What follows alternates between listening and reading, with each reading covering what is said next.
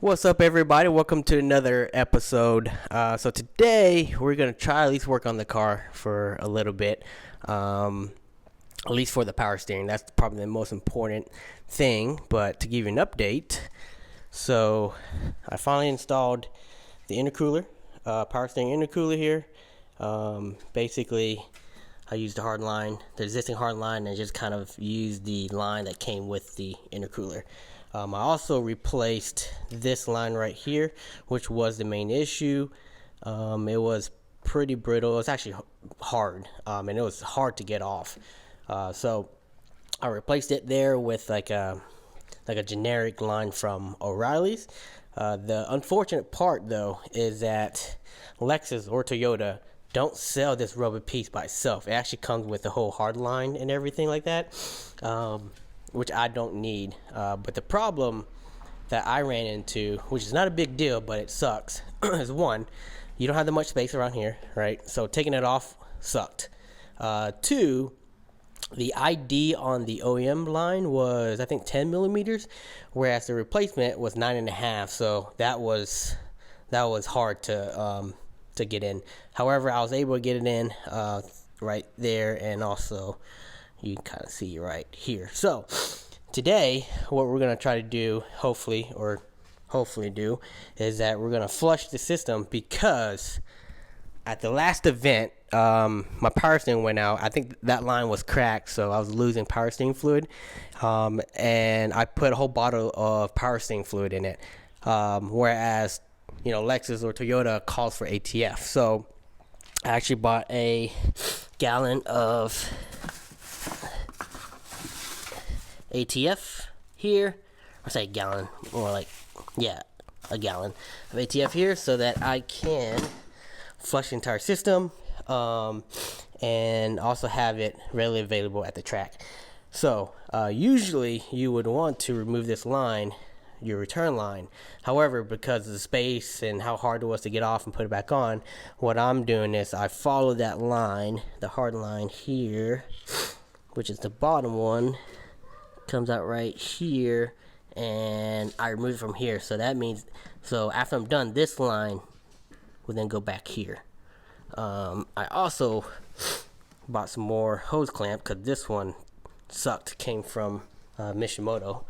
You can kind of tell I tightened it, and then it just kind of sucked. So got Harbor Freight and got some more of those hose clamps as well. I also, some update is that I got a intake, or I don't call it intake, an intake pipe, I guess, from one of my buddies.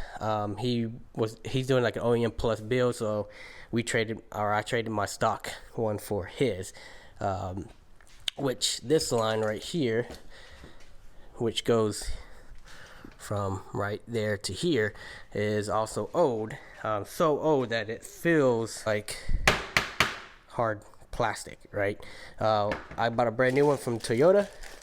Here's the part number if you want to see it. And you can tell this is definitely not hard at all. So I bought that. I also took the air filter out, but you can tell it's super dirty. It looks like it's K&N. I'm not really sure. However, one of my buddy has a K&N cleaning kit, so I am going to use that and clean that as well. So that's that. Also, I picked up a Brid seat. This is Brid Z01. Let me grab that for you. Brid Z01 here. Picked it from a really good. Picked it up from a buddy of mine. He sold it for me for super cheap, because he ended up buying a new setup for his 180.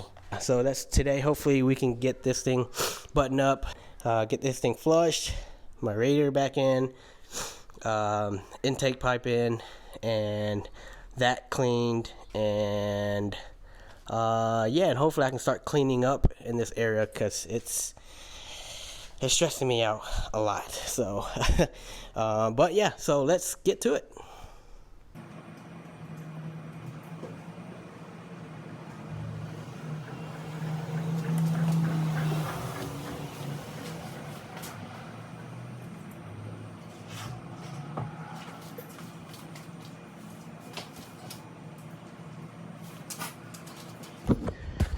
So if you look at that, you see that's where all the bad fluid has come from. So you see the red and you see the dark area right down here. So it's flushing. You see it right, you can tell a little bit. I guess you can't really tell, but yeah, so hopefully this will clear out any of the old fluid, but it looks good though. That's that nasty stuff. And so far nothing has dripped. That's from the old fluid there, so I'm gonna keep an eye on that stuff. I might clean that up a little bit and see. So I'm gonna keep on doing this for a good bit, make sure I flush the whole system, and we'll get to it. So see you in a little bit. Okay, so you know, that only took about a couple minutes, at least to try to flush the system out. Once I get everything done, I'm gonna, you know, again, turn the steering wheel back and forth without the engine on, of course, because you don't ever want to run the pump dry.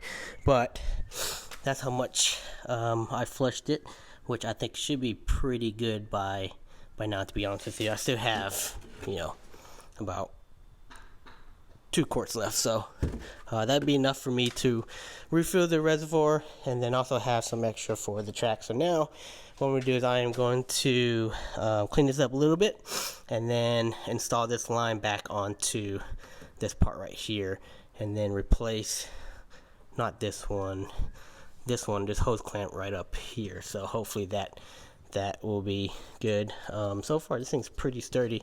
Mishimoto uses, this is like a universal power steering cooler, and uses this like push through style that pushes through your condenser, and uses these like little lock clips here. So at least it's pretty sturdy for the most part. But again, that's better than, you know, with the stock paper clip that was at the bottom. That really did nothing. So hopefully this will fix the power steering issue. Okay, so I finally finished installing the hose, which was a pain. So I got done with that, and then oh, by the way, I forgot to add another hose clamp on the other side. So right now I just have zip tie holding it up right now, and I totally forgot that you can't take this apart. So I'm gonna figure something out. Hopefully this works for now, but I got done zip tying everything. I also put I cut that a little, like halfway, whatever, third of whatever, cut it in half, and then put it right here because it's like hitting on this radiator support.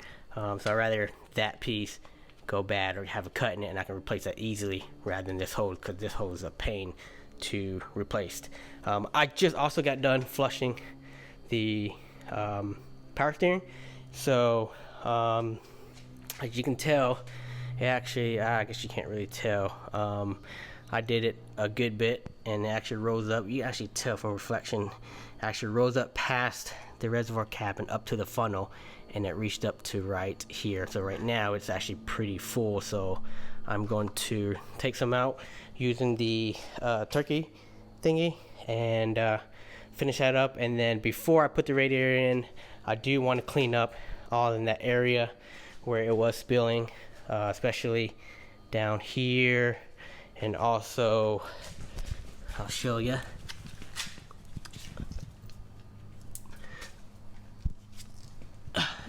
Right down there, as you can tell, there's a lot even on the subframe because it's dripping down. So I'm gonna do my best and use brake cleaner and clean as much as I can to at least make it look better. The good news is it's not dripping, so that's the good news.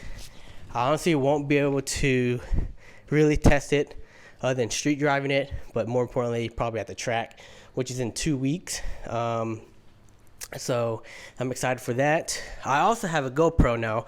One of my buddies gave me a GoPro, so actually I get to film the events for once. It's a 2-day event, Saturday and Sunday, so I'm super excited about that. But anyways, that's later on.